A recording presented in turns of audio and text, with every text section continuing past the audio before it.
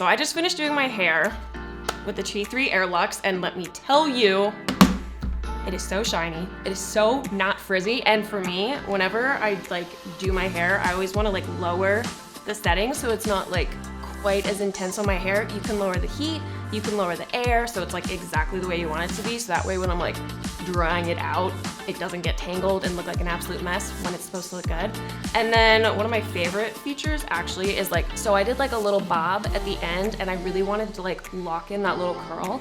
So they have like a cold blast button and that like cools the hair, locks it in place so it actually stays all day, which I think is amazing because the amount of times I've done my hair for an hour and it falls out like the second I'm done doing it is crazy. Okay, so I'm gonna show you guys how to do this look right now.